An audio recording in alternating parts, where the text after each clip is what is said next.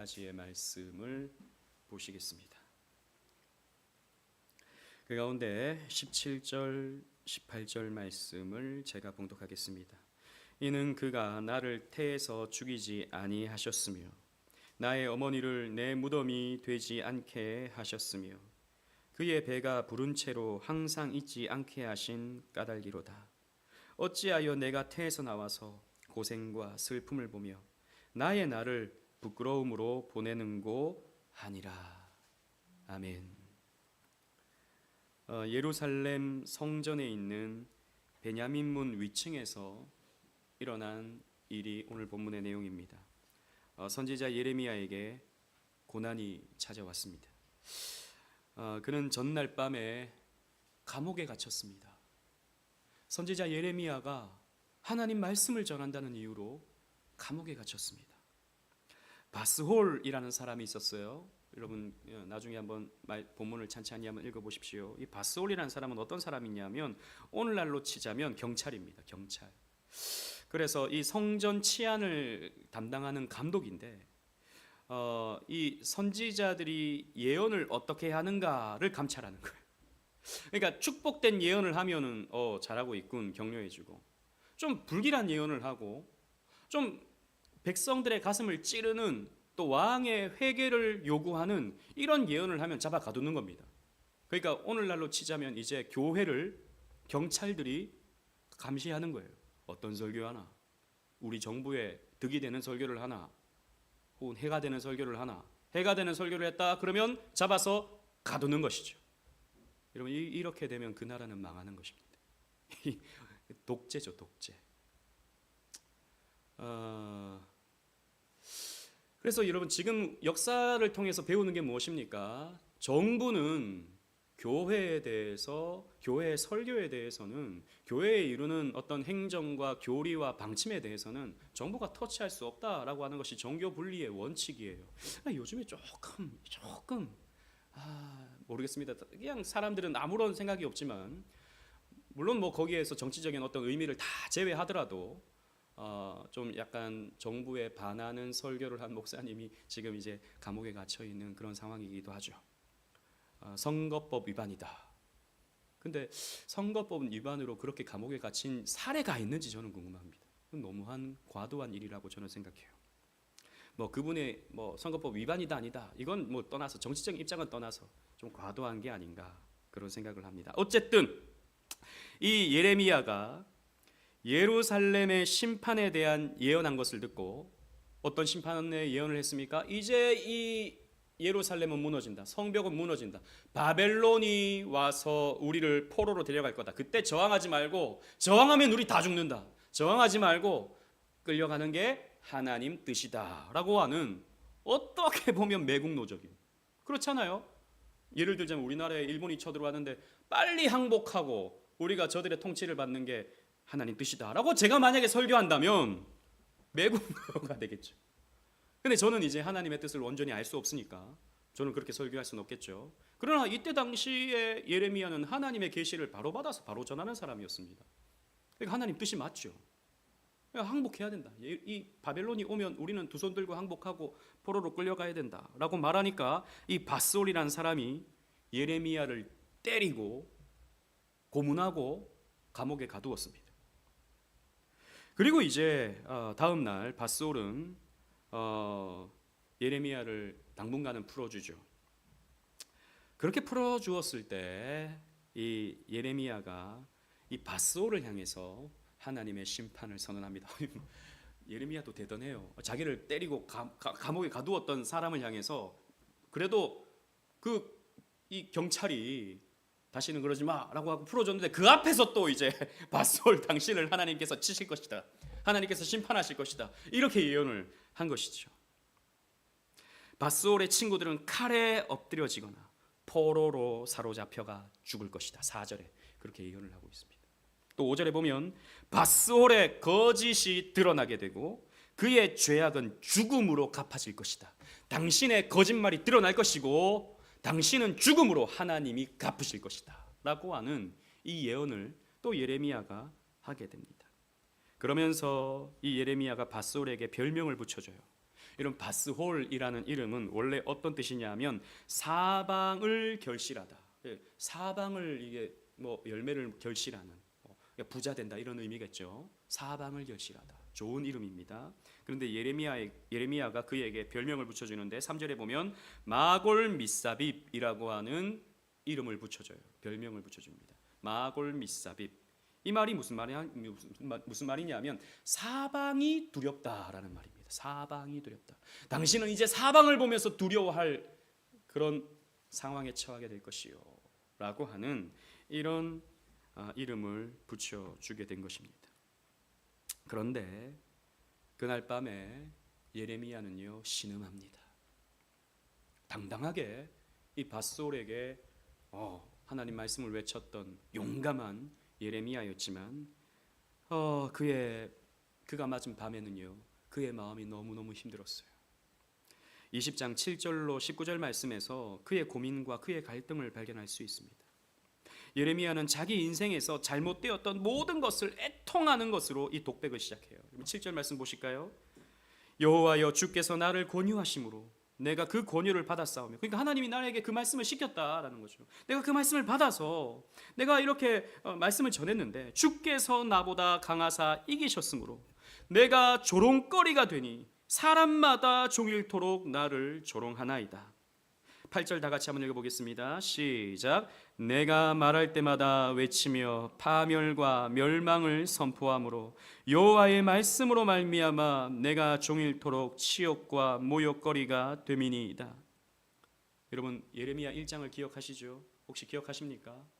몇 달 전에 한번 말씀을 전했었는데 하나님이 예레미야를 소명하니까 예레미야가 뭐라고 말합니까? 하나님 나는 안 됩니다. 나는 아이라 말을 할 수가 없습니다. 말을 잘 못합니다. 라고 했던 예레미야였어요. 그런데 하나님이 어떻게 하셨죠? 예레미야에게 내가 너에게 말할 말을 입에다가 넣어주겠다. 걱정하지 마라. 라고 말씀하셨다고요. 그래서 예레미야가 졌어요. 하나님에게 졌어요. 여러분 7절 말씀 보십시오. 주께서 나보다 강하사 이기셨으므로 내가 져가지고 하나님 말씀을 전했더니 내가 종일토록 사람들에게 조롱거리가 되었습니다. 저거 선지자 맞아 저거? 어떻게 저렇게 나라가 망한다는 흉한 예언을 해? 아니 선지자면 우리에게 힘이 되고 격려가 되고 좋은 말씀을 전해주셔야지, 축복의 말씀을 전해주셔야지 어떻게 말끝마다 망한다, 죽는다, 포로로 끌려간다 이런 말을 해? 하나님이 살아계시면 우리 지켜주시겠지. 그런데 하나님 죽으셨어? 왜 저렇게 흉한 예언이나 하고 있어? 이렇게 예레미야를 조롱하는 거예요. 게다가 이 거짓 선지자들은 평강하다 이런 예언을 해주니까 사람들은 막 거짓 선지자들을 엄청 좋아하는데 이 예레미야는 돌을 던지고 또 때리고 이런 일들이 계속 이어지는 것입니다. 그래서 내가 종일토록 8절에 치욕과 모욕거리가 됨이니이다 라고 하는 것이죠. 더 나아가서 14절 말씀 보십시오. 내 생일이 저주를 받았다면, 나의 어머니가 나를 낳던 날이 복이 없었다면, 차라리 그러니까 무슨 말입니까? 낙태되었으면 더 좋았겠다. 나의 아버지에게 소식을 전하여 이르기를 당신이 득남하였다 하여 아버지를 즐겁게 하던 자가 저주를 받았다. 당신 아들 낳았소 라고 말하는 그 말을 전하는 자가 저주를 받았더라면.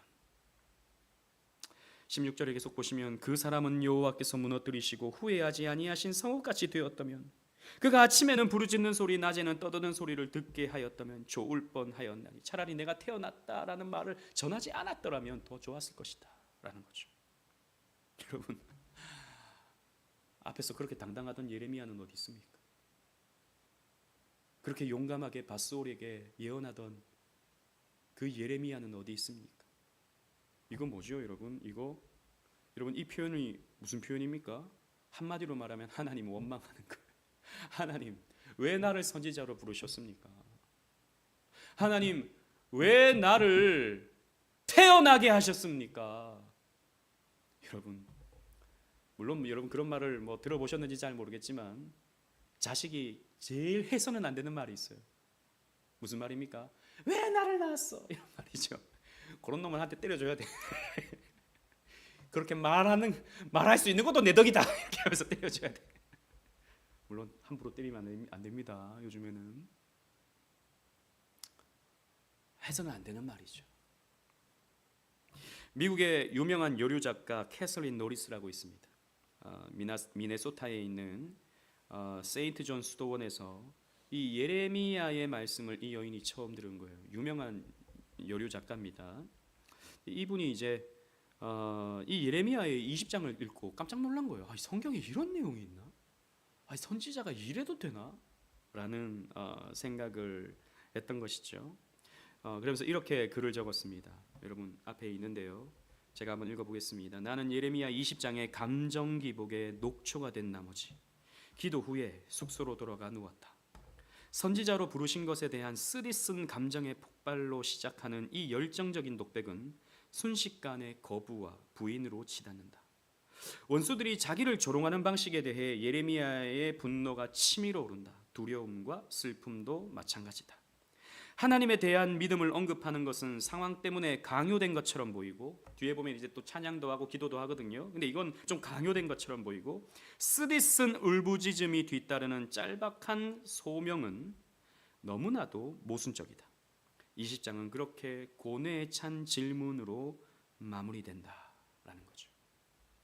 그러니까 이 예레미야의 이 심경을 이 여인이 캐슬린 노리스가 보면서 깜짝 놀란 겁니다. 사람이 이럴 수도 있구나. 믿음의 사람도 이럴 수 있는 거구나 라고 하는 걸 보면서 깜짝 놀란 것이죠. 그렇습니다. 예레미야 사역은요, 이때 당시에 침체를 겪었습니다. 침체를 겪었어요. 인생이 우리 뜻과 반대로 흘러가는 것처럼 보일 때, 이게 진리지, 이게 맞지, 이렇게 하는 게 하나님 기뻐하시는 일이겠지 라고 열심히 했는데 그 결과가 쫄딱 망하는 것이라면, 여러분 그런 경우 많습니다. 많다고 하면 여러분 시험 들 것 같아요. 종종 있습니다. 기도 열심히 했는데 사고를 겪게 된다면, 수요예배 열심히 나왔는데 어려움을 겪게 된다면 우리는 낙심하죠. 하나님께 불평할 수 있습니다. 여러분 예레미야는 적어도 이 20장에서 하나님께 불평하고 있습니다. 하나님을 원망하고 있습니다. 그런데 이런 유혹을 우리도 똑같이 겪을 수 있다라는 것입니다. 하나님께 불평할 수 있고, 인생의 소명을 거부할 수 있고, 심지어는 나는 도대체 왜 태어났는가? 하나님 왜 나를 이리로 부르셨는가? 하나님 왜 나를 존재하게 하셨는가? 이렇게 고난이 많은 인생을 살게 하시려면 하나님 왜 나를 이 땅에 태어나게 하셨는가? 라고 할 만한 그런 의문을 우리는 가질 수 있는 것이죠.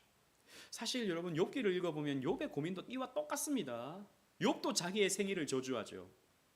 이런 비슷한 표현이 있어요. 제가 생각할 때는 아마도 이 예레미야는 욥기를 떠올리지 않았을까, 자신의 상황을 생각하면서. 그래서 이 후반부에 나오는 7절부터 나오는 이런 독백이 욥기를 좀 인용하지 않았을까, 이건 제 추측입니다. 그런 생각을 할 수 있어요. 그러나 우리는 여기서도요, 세 가지의 중요한 신앙적 교훈을 발견할 수 있습니다. 첫 번째로, 고난을 당할 때 기도로 주께 가져가라 라는 것입니다. 이런 고민과 갈등과 눌림과 침체가 왔을 때, 그럴 때도 기도로 주께 가져가라 라는 것입니다. 여러분, 예레미야가 낙심할 만한 여러 이유가 있었습니다. 사람들은 그가 전하는 심판의 메시지를 지긋지긋하게 여겼어요. 혹은 사람들이 너만 잘났어, 너만 하나님 말씀 전해, 너만 선지자야, 이러면서 예레미야에게 비아냥거렸던 것입니다. 하나님의 말씀을 있는 그대로 전했는데 그에게 닥쳐오는 것은 사람들의 비난과 폭력이었다라는 것입니다. 이때 여러분, 하나님에 대한 원망이 생길 수 있는 것이죠. 혹은 자신이 지금 잘하고 있는가, 내가 전한 메시지가 정말 하나님 말씀인가에 대한 의심이 예레미야에게도 생길 수 있는 것입니다. 내가 하나님 말씀을 바르게 전했다면 어떻게 이런 결과가 나오지? 라고 할 만한 그런 의심이 생길 수 있는 것입니다.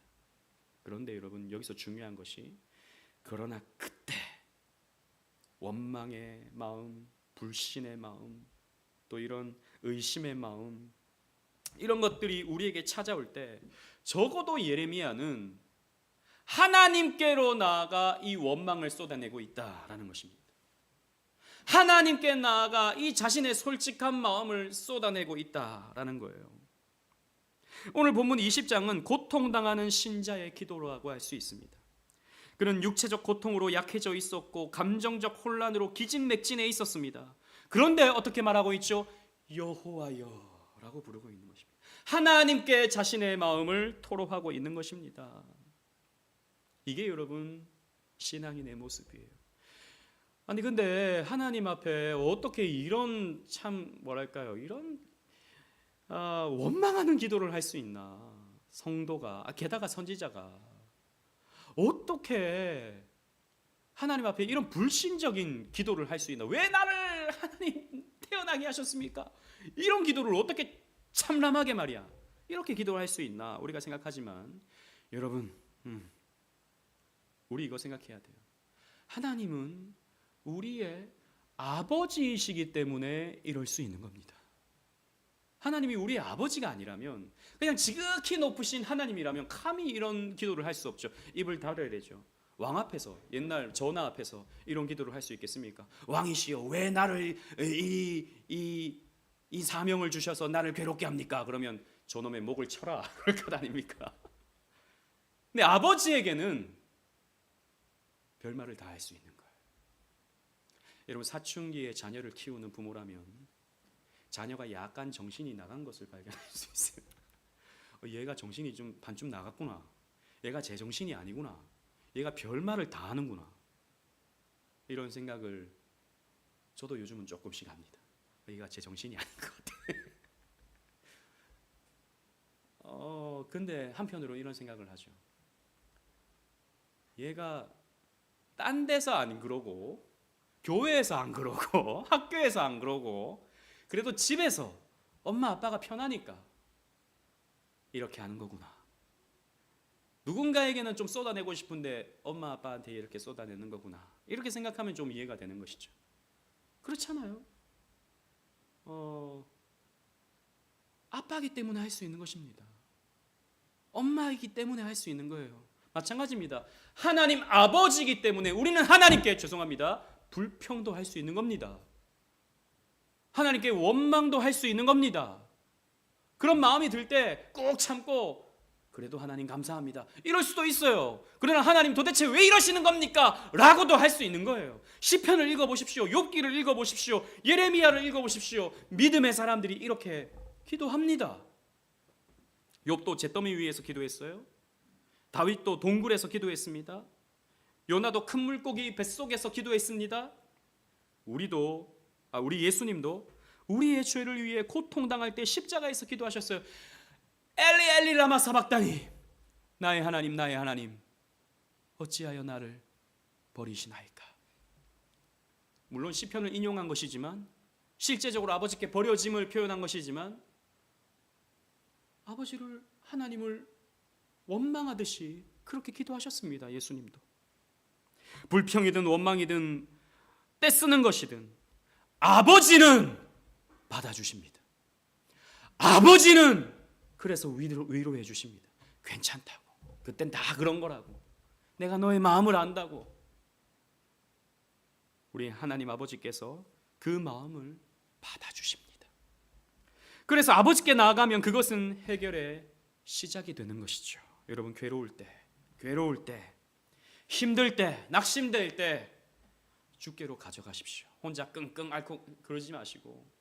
누구한테 말하겠습니까? 사람한테 말하면 요즘에요. 사람한테 말하면 그게 돌고 돌아서 나 별의별 소문 다 들고. 물론 할 말이 있고 안 할 말이 있고 그렇긴 하죠. 그러나 하나님 아버지께는 언제든지 나아갈 수 있는 것입니다. 여러분 주님 앞에 나아가셔서 괴로움을 토로하시기 바랍니다. 두 번째로 고난에 빠졌을 때조차 하나님을 찬양하라 라는 것입니다. 11절 말씀 보십시오. 그런 상황 가운데 또 이 예레미야는 어떻게 표현하고 있는지 우리 함께 11절을 다 같이 읽겠습니다. 시작. 그러하오나 여호와는 두려운 용사 같으시며 나와 함께 하심으로 나를 박해하는 자들이 넘어지고 이기지 못할 것이오며 그들은 지혜롭게 행하지 못함으로 큰 치욕을 당하오리니 그 치욕은 길이 잊지 못할 것이니이다. 그러나 내가 하나님께 이렇게 원망을 하긴 하지만 그러나 여호와는 두려운 용사 같을 것입니다. 그래서 나를 치는 저놈들을 하나님께서 심판해 주실 것입니다. 나를 박해하는 저들은 넘어질 것입니다. 저들은 이기지 못할 것입니다. 저들은 지혜롭게 행하지 못하기 때문에 큰 치욕을 당하게 될 것입니다. 큰 용사이신 하나님께서 그렇게 갚으실 것입니다 라고 하나님을 붙들고 있어요. 어떻게 보면 하나님을 찬양하고 있는 거죠. 하나님의 공의를 찬양하고 있는 것입니다. 칼빈은요 이 구절에 대한 주석을 쓰면서 이렇게 말합니다. 여기서 선지자는 자기를 대적하는 모든 장치에 하나님의 도우심을 세워놓았다. 한편으로 배신하는 친구들이 자신을 몰래 함정에 빠뜨리려 하고 다른 한편으로는 공개된 적들이 공공연히 그에게 반항했음에도 불구하고 예레미야는 하나님이 자기를 확실히 보호하실 것을 의심하지 않았다 라고 칼빈은요 예레미야를 아주 좋게 이렇게 표현했습니다. 그렇습니다. 예레미야는 하나님이 멀리 계신 것 같이 느껴지다가도 또 하나님이 자기와 함께 하시는 것을 동시에 믿었어요. 여러분 이게 우리의 신앙이에요. 때로는 하나님이 나에게 너무 멀리 있게 보여져요. 그런데 또 동시에 그 하나님을 붙드는 것이죠. 그 하나님이 나와 함께 있음을 고백하고 찬양하는 것이죠. 이게 우리의 신앙입니다. 비록 지금의 원수들은 승리하는 것 같이 보여도 결국에는 그들이 패배할 것을 예레미야는 붙들고 있는 것입니다. 그래서 이렇게 찬양하고 있는 것이죠. 13절 말씀 보시겠습니다. 13절 다 같이 읽겠습니다. 시작. 여호와께 노래하라. 너희는 여호와를 찬양하라. 가난한 자의 생명을 행악자의 손에서 구원하셨음이니라. 아멘. 여러분 이것이 신앙인의 고백입니다. 힘들고 지칠 때, 낙심되고 우울할 때 찬양을 부르는 것이죠. 하나님은 선하십니다. 하나님은 인자하십니다. 하나님은 긍휼이 풍성하십니다. 시편을 읽고 찬양하는 것이죠. 내가 좋아하는 찬양을 부르는 것이죠. 여러분 그럴 때 우리의 마음이 위로를 얻습니다. 그럴 때 우리의 마음이 힘을 얻습니다. 정말 저는 그렇습니다. 저는 힘들고 지칠 때 찬양을 참 많이 듣고 찬양을 부릅니다. 찬양을 부르면요 정말 그렇습니다. 힘이 생겨나요. 바울과 실라도 마찬가지였죠. 빌립보 감옥에 갇혀 있을 때, 옥문이 닫혀 있을 때 바울과 실라는 낙심할 만한 상황이었지만 하나님을 찬양했습니다. 열심히 찬양했어요. 찬양했더니 어떤 일이 벌어졌습니까? 옥문이 열려버렸습니다. 옥문이 열려버렸어요. 그리고 바울과 실라는 간수에게 이렇게 외치죠. 주 예수를 믿어라. 그리하면 너와 내 집이 구원을 얻을 것이다. 멋지죠? 멋집니다. 저도 그런 일이 좀 있었으면 좋겠어요. 옥문에 확 기적이 나타나고 주 예수를 믿으십시오. 이런 좀 멋있는 사역을 좀 해봤으면 좋겠는데 어쨌든 찬양은요 우리의 마음을 바꿔놓습니다. 그래서 찬양을 여러분들이 뭐 운전을 할 때나 아침에 일어날 때나 설거지를 할 때나 뭐 가요도 좋아요. 가요도 뭐 간간히 우리에게 위로도 되고 힘도 됩니다. 그러나 하나님을 찬양하는 찬양을 여러분들이 자주 부르신다면 거기에서 우리에게 솟아나는 힘을 하나님께서 주는 것을 우리는 발견할 수 있어요. 독일의 신학자 디트리히 본헤퍼는요 예레미야처럼 하나님의 말씀 때문에 하나님의 말씀을 전한 것 때문에 감옥에 갇혔습니다. 그는 히틀러를 제거하기 위해서 이제 조직을 하고 이 히틀러를 이제 히틀러가 그때 당시에 독일에 뭐 거의 그리스도에 가까웠거든요. 아니다. 이런 어용 기독교는 잘못되었다. 히틀러는 이 시대의 악이다라고 외치다가 이제 나치 수용소에 갇혀서 영혼의 어두운 밤을 보냈죠. 그는 그때 이렇게 기도했습니다. 여러분 잘 보십시오. 앞에 자막을 보시면서 제 안에 어두움이 있습니다. 하지만 당신과 함께라면 빛이 됩니다. 저는 외롭습니다. 하지만 당신은 저를 버리지 않으십니다. 저는 불안합니다. 하지만 당신과 함께라면 평안합니다. 제 안에 괴로움이 있습니다. 하지만 당신과 함께라면 인내할 수 있습니다. 당신의 길은 사람의 이해를 뛰어넘습니다. 하지만 당신은 나를 위한 길을 아십니다. 라고 본회퍼는 이 아름다운 노래를 이제 적었습니다. 또 나중에 우리가 오늘 말씀 끝나면 또 함께 부를 선한 능력으로 라는 찬양도 이 본회퍼가 감옥에서 지은 아름다운 찬송시죠. 그렇습니다. 주님을 찬양하는 것은 언제나 좋은 일이지만 환난 중에 찬양하는 것은 더욱 좋습니다. 그러므로 낙심하고 낙담했을 때 해야 할 일은 찬양입니다. 찬양을 부르십시오. 찬송을 부르세요. 찬송을 부르세요. 그 다음 가사 하십니까? 놀라운 일이 생깁니다. 찬송 부르세요. 그리고 찬송을 부르십시오. 놀라운 일이 생길 것입니다.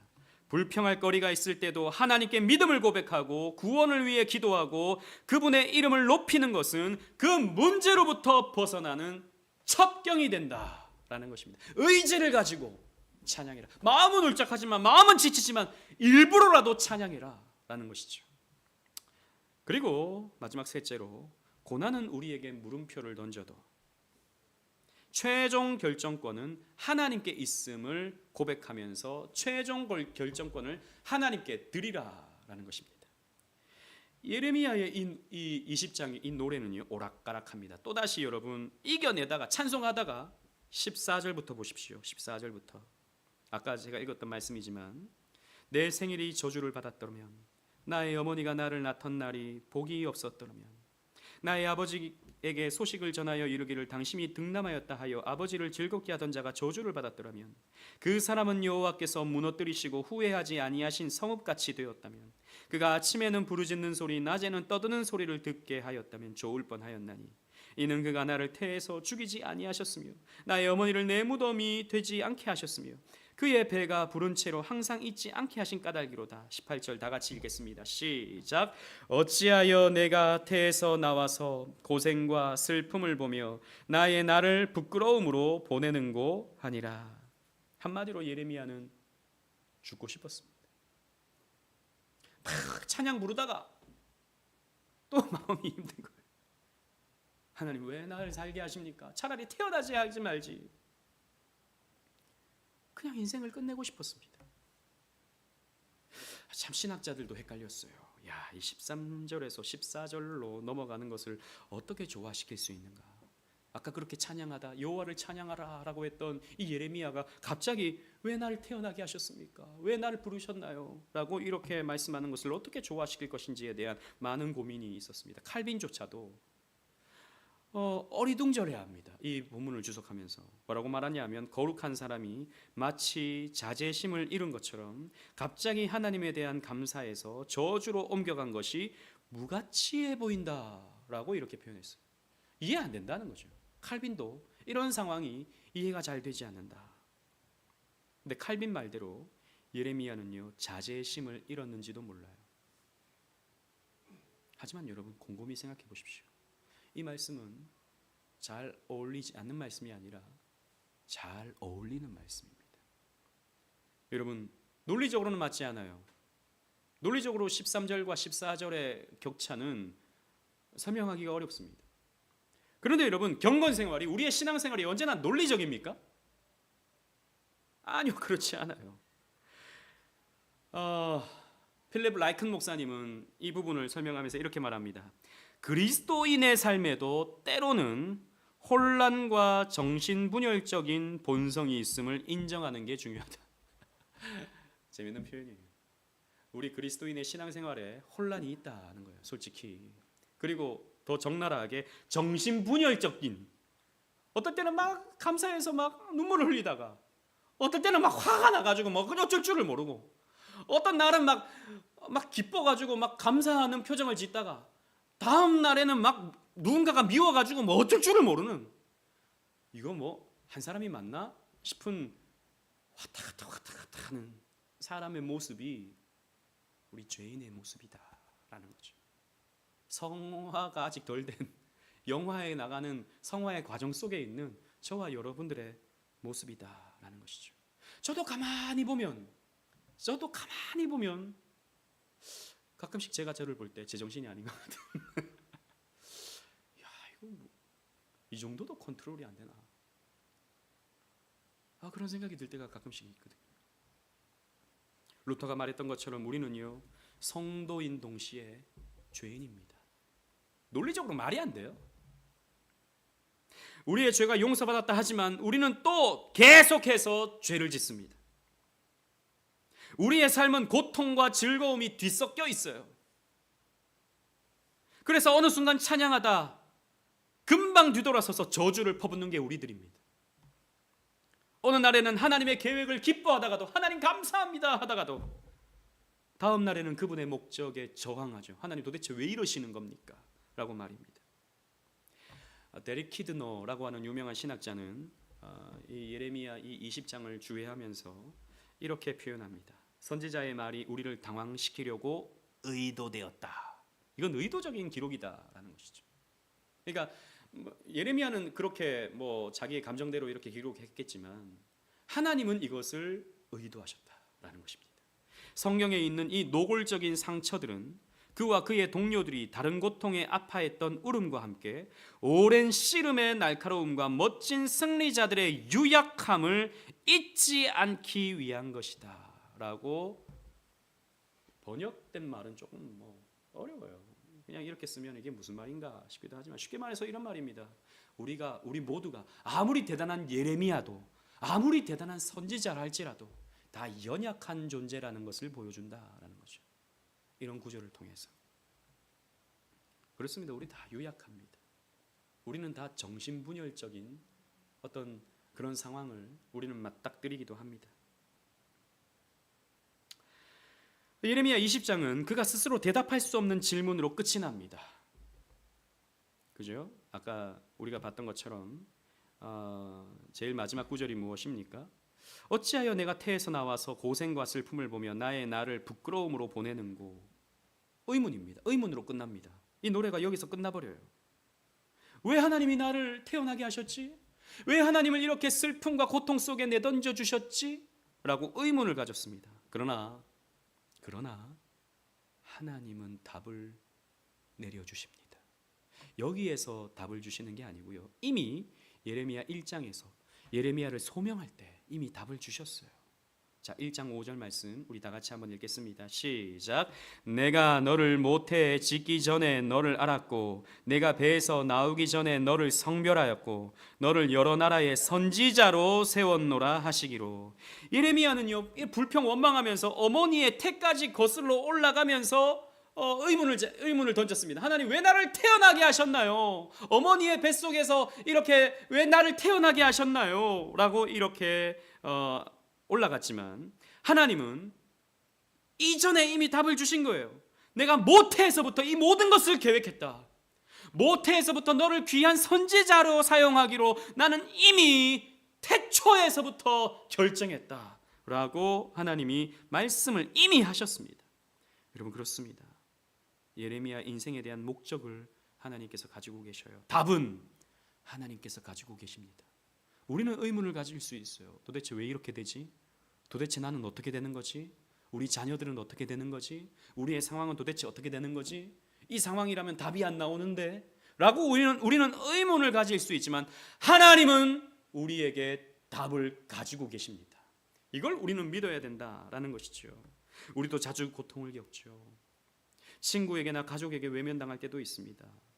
원수들이 나를 비난하고 괜한 시비를 걸 때도 있습니다. 지금의 모든 상황이 엉망진창처럼 느껴지고 때로는 신앙생활도 하나님도 나에게는 아무런 의미가 없구나 라고 하는 생각이, 이런 불신적인 생각이 우리에게 들 때도 있습니다. 그러나 그때 바로 그때 여러분 성경은 우리에게 이렇게 말씀하고 있다는 것을 기억하십시오. 주보를 보시겠습니다. 에베소서 1장 4절 말씀 다 같이 시작. 곧 창세전에 그리스도 안에서 우리를 택하사 우리로 사랑 안에서 그 앞에 거룩하고 흠이 없게 하시려고. 아멘. 왜 우리가 존재합니까? 왜 우리가 이런 상황을 맞이합니까? 왜 우리가 이렇게 우겨쌈을 당합니까? 왜 우리가 사람들에게 비난받고 때로는 오해를 받고 내가 왜 상처를 받아야 됩니까? 내가 왜 교회 생활하면서 고생하면서 상처받아야 돼요? 내가 왜 희생해야 됩니까? 왜 나만 희생해야 됩니까? 우리 이런 불평들 원망들 쏟아낼 때가 있습니다. 내가 열심히 했잖아요, 하나님. 근데 고작 결과가 이것입니까? 내가 그렇게 한평생 주님 섬긴다고 애를 썼는데 고작 내가 맞이하는 것이 이런 상황입니까?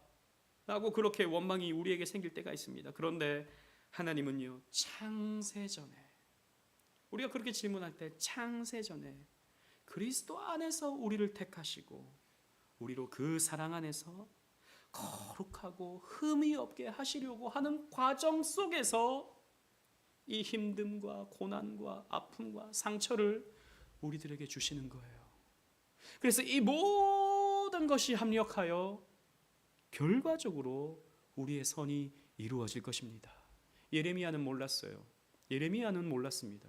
자기가 왜 그렇게 고통당하는지, 하나님 말씀 전하면서 왜 이런 수치를 당해야 되는지, 왜 이런 매맞음을 당하고 왜 감옥에 갇혀야 되는지 몰랐습니다. 답을 알지 못했어요.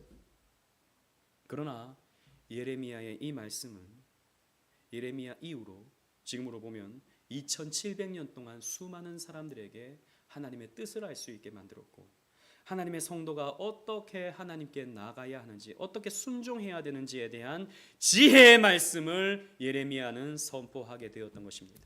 그리고 어려운 가운데서도, 지치는 가운데서도 하나님의 말씀을 바르게 전해라 라고 하는 교훈을 이 예레미야는 우리들에게 2700년 동안 주고 있는 것이죠. 예레미야는 귀하게 쓰임받았습니다. 놀랍게 쓰임받았죠. 그래서 성경을 기록하는 특혜를 얻었습니다. 저는 성경을 쓸 수 있습니까? 그럼 이단되죠. 제가 성경 쓴다 그러면 이단되는 겁니다. 그러나 예레미야는 성경을 썼습니다. 물론 하나님의 영감에 의해서요. 그 영광을 예레미야는 얻었다고요. 그래서 우리의 인생 가운데 물음표가 생길 때 우리를 향한 하나님의 계획이 있구나, 예수 그리스도의 은혜가 결과적으로 좋은 결론을 내리는구나 라고 하는 것을 믿으면서 이기는, 승리하는 저와 여러분들 되시기를 주님 이름으로 축원합니다. 아멘. 우리 말씀을 생각하시면서 아까 우리가